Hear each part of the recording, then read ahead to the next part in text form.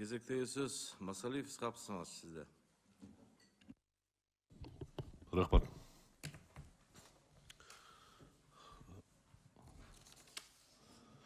Айбек Жаныбекович, Жанышбекович кешіріп қойсын. Қырғыз Республикасының президенті Садыр Жапаров Өзбекстанға расми визитмен барғанда,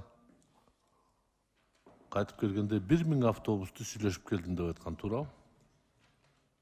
Самарканд автозаводымен 1000 экологически таза автобустарды алып келебиз деп айткан болчу. Эми ал сөзсүз президент өзү сүйлөшкөн болбосо деле, анын делегация катышкан эко-пассажирский перевозки компания бизнесмендер барган болчу, туурабы? Ооба, бул меморандум. Меморандум 1000 автобус алып келебиз деген. Мына бүгүнкү күнгө чейин алар 160-170 автобус алып келди. Анын бир тобу турат. Тура. Өткөндө ушул жыйналыш болгондо бул жерде мен сиздин өкүлүңүздү сурадым. Эмне себептен турат десем, ал бир аз жалган сүйлөп коюптур да мага. Себеби дейт, жанагы компания тарифтерди көтөрбөсөңөр биз чыкпайбыз деп айтыптыр.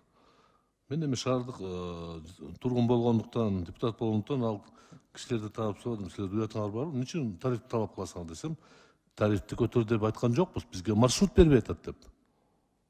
Муну кандай түшүнсө болот? Маршрут бербей атат дейт. Бул жерде эми чарбачылык иш. Мына сиз сөздүн башында бир мен кесиптешиме жооп бергенде Минскиге бардым, Алматыга бардым, ушул транспортты издеп атам деп атасыз. 1000 машина, газ менен жүргөн машина даяр болгондо сиз ал жака барып эмнени издеп атасыз? Жок дегенде ошол меморандумду аягына чейин жеткирсек, сиз өзүңүз айтып атасыз, бизге 1,5 автобус орточо эсеппен керек болот шаарга, туурабы? Ушул проектти аягына чейин жеткирбейсиңер, баштап коюп эле чала таштап коесуңар да. Ушул боюнча мен эми бул суроого сиз жооп бере албайсыз, мен кеңеш катары айтам. Ушул долбоордун аягына чейин өзүңүз аралашып, киришип, аягына чейин жеткире, болбосо президенттин сөзү сөз болуп калып кетет да. Урматтуу Исхак Абсаматович, жооп берсем мүмкүнбү? Бул боюнча мен кыскача маалымат берейин. Бул аутсорсинг негизинде кабыл алган меморандум болчу. Бул эко-пассажирский перевозкага биз болсо маршрут беребиз да. Бүгүнкү күндө 6 маршрут кароосунда турат, ошо берилген да, ал бирок алар ошол маршруттарга автобустарын коюла элек. Мага расмий берген каты бар. Эко-пассажирский перевозка, алар айтып атат, эгер бүгүнкү күндө тариф каралбаган болсо, бизге субсидия берилбеген болсо, бизде 40 миллион сомго чейин жакын акча каражат мындай чыгым болду да, эми кандай десем, убыток болду деп. Анан биз бүгүнкү күндө эко-пассажирский перевоз 110 автобус чыгарып атат.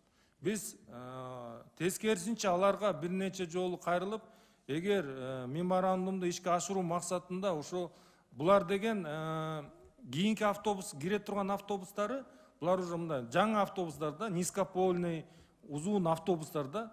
Биз ошолорду дагы сурандык элек да, ошолорду дагы толугу менен алып киргиле, толук маршруттарды берелик болгондой деп. Анан сизге кандай башкача маалымат берип атат мен билбей эткем. Эгер алардын менен кошо бизди дагы чакырып бир сүйлөшүү жүргүзөм десеңиз, мен катышып бергенге даярмын. Ошолор менен сизге келип маалымат. Айбек Жанышбекович, мен бир да жолу аралашпайм, өзүңөр чечесиңер. Мен бир нерсе көңүл буруп атам да сизге.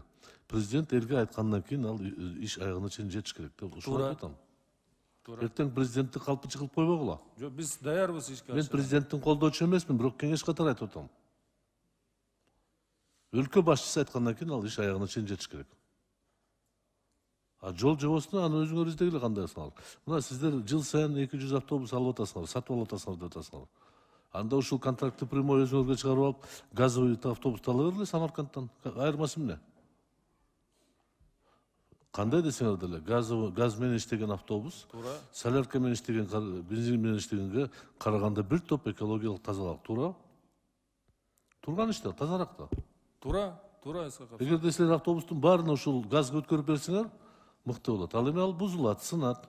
Нариман Тулеев болгондо эсиңерде бар, канча автобус темир жолдо кладбище болуп турат. Ал күткөн нерсе, темир деген темир бузулат да. Бирок Кытайдыкы ремонтный базасы жетишпейт. Ошондуктан бул проектти аягына чейин жеткиргиле. Келишимге келип. Себеби сиз айтып кеттиңиз, скорость упомянули. Жыл сайын силер 160 миллион субсидия берет атасыңар, туурабы? Бул шаардын бюджетинен. Жанагы льготниктерге жана башкаларга. Өзүңөрдүн автотранспорттун предприятияга берип атасыңар. Ал эми договор менен иштеген предприятияга бербей атасыңар. Ушул жерде бир аз чыр бар.